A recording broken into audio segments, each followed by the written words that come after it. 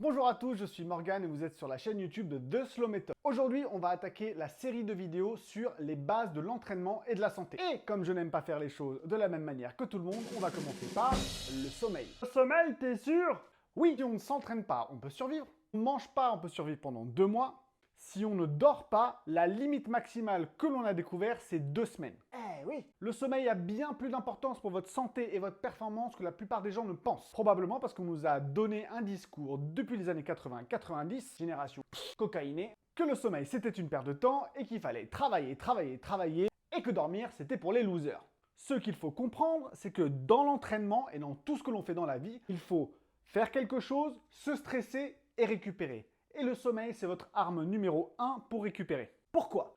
Quand vous dormez, vous mettez tout votre système sympathique au sommeil. Sympathique. Dans la vie, on a 2 modes. On a le mode stressé et le mode pas stressé. En gros, être éveillé, c'est stressant. On est confronté à tout et à un moment donné, il faut recharger les batteries et récupérer. Et c'est à ce moment-là que le sommeil entre en jeu. Vous pouvez consciemment faire des choses à votre corps. Vous stressez vos muscles en faisant de l'exercice, vous stressez votre système cardiovasculaire en faisant du cardio, vous stressez votre cerveau en révisant ou en travaillant, mais la récupération c'est un processus passif, ainsi que la production d'hormones. Quand vous dormez, vous produisez de la testostérone, de l'hormone de croissance, tout ce qu'il faut pour être au meilleur de votre forme. Si vous ne dormez pas, vous ne progresserez pas aussi bien et aussi vite que vous le souhaitez. Et en plus de ça, vous serez en mauvaise santé. Donc vous tomberez plus malade, donc vous vous blesserez plus et tous vos efforts seront réduits à néant. Dormez. Et quand je dis dormez, il y a 2 facteurs à prendre en compte. La qualité du sommeil, la quantité de sommeil. Pour ce qui est de la quantité de sommeil, peu importe qui vous êtes, vous pouvez croire que dormir 5 heures par nuit c'est bon pour vous, à moins d'avoir le gène DEC2, mais ça m'étonnerait. Même si vous avez ce gène-là, dormir peu vous provoquera un Alzheimer, comme Margaret Thatcher. Raisonnablement, on peut dire dans une vie active où on travaille, je vous suggère un minimum absolu de 7 heures par nuit. Idéalement, orientez-vous plutôt par 8 voire 9 heures de sommeil par nuit. C'est dans l'idéal. Facilitez votre endormissement et votre réveil, je vous conseille une grande régularité dans vos horaires pour dormir. Couchez-vous systématiquement à une certaine heure et réveillez-vous à une certaine heure. Et ce, idéalement, même le week-end. Vous pouvez avoir un décalage de 1 à 2 heures, c'est pas grave. Mais évitez de vous coucher à 4 heures du matin le week-end et en semaine de devoir ensuite vous coucher à 22 heures. Ça ne va pas fonctionner. Deuxième point concernant les horaires de sommeil, on n'est pas tous faits pareil. Il y a 4 catégories de personnes que l'on peut distinguer. La plupart d'entre nous peuvent être considérés comme des ours. On se couche vers 23 heures, on se lève vers 7 heures, ça fait 8 heures de sommeil. Bam! Vous avez ensuite la famille des lève-tôt. Eux, c'est plus les gens qui se lèvent à 4 heures du matin et se couchent à 21 heures. On en connaît un ou deux en général. Un peu plus important que cela, vous avez les loups, ou les hiboux, qui eux se couchent tard et se lèvent tard. Eux, c'est plutôt 3 heures du matin, 11 heures du matin. Et finalement, les grands malheureux de cette histoire, les dauphins. Les dauphins, en fait, ils éteignent jamais leur cerveau, il n'y a qu'une partie allumée et l'autre non. Et ça, malheureusement, il va falloir peut-être consulter pour aller régler ce problème-là. Si vous connaissez vos rythmes de sommeil, vous pouvez mieux dormir. Et c'est là qu'on va attaquer la partie qualité du sommeil. Comment mieux dormir? Améliorer la qualité du sommeil, c'est-à-dire avoir un sommeil plus profond par heure. Et pour améliorer ça, il faut comprendre une chose, c'est que le sommeil est cyclique. Allez, venez par là. Le sommeil se déroule en phase. On rentre dans un sommeil de plus en plus profond et on ressort ensuite de ce sommeil-là. Et idéalement, on voudrait se lever au moment où le sommeil est le moins profond pour se sentir frais le matin. Mais il existe des facteurs qui empêchent cela. Le premier facteur, c'est la lumière.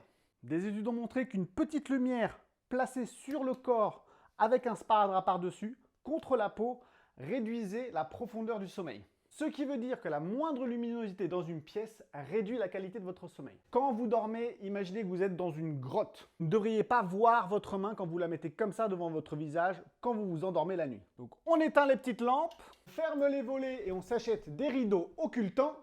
On éteint toutes les petites lumières de la pièce pour éviter toutes les petites veilleuses comme ça. Et je vous garantis une nuit de sommeil magnifique. Toujours sur la lumière, évitez de regarder trop les écrans et de trop près 1 heure avant de dormir.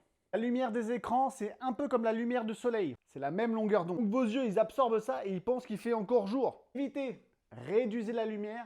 Achetez-vous des petites lampes un petit peu ambre, ambiance, ou même éclairez-vous à la bougie et lisez un livre au lieu de regarder votre téléphone avant de dormir.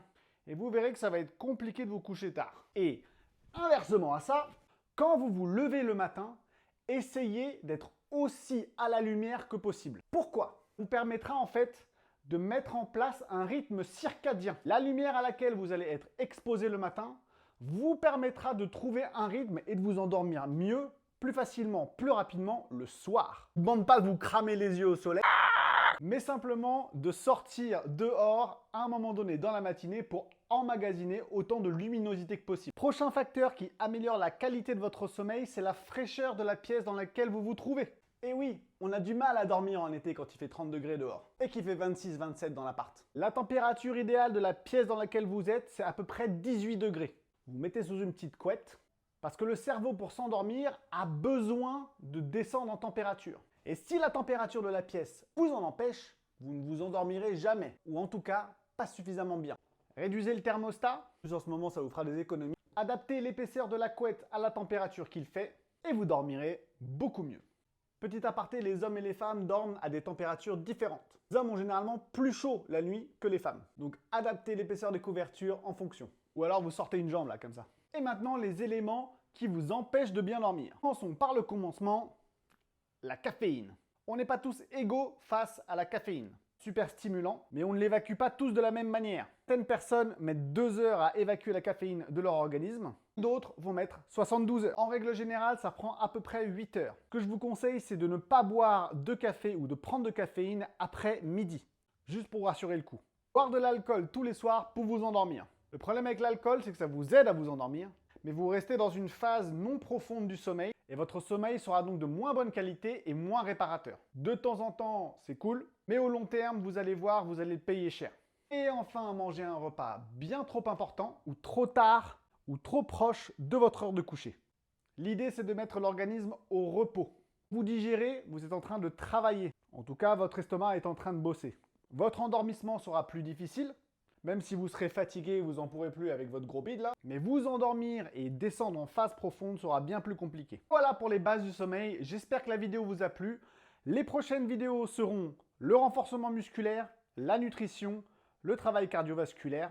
N'oubliez pas de liker la vidéo, de vous inscrire, de mettre la petite cloche. Et puis si vous pouvez la partager, ce serait encore mieux. Vous avez moins 10% avec mon partenaire Nutrimuscle en utilisant le code ci-dessus pour chacune de vos commandes. Enjoy!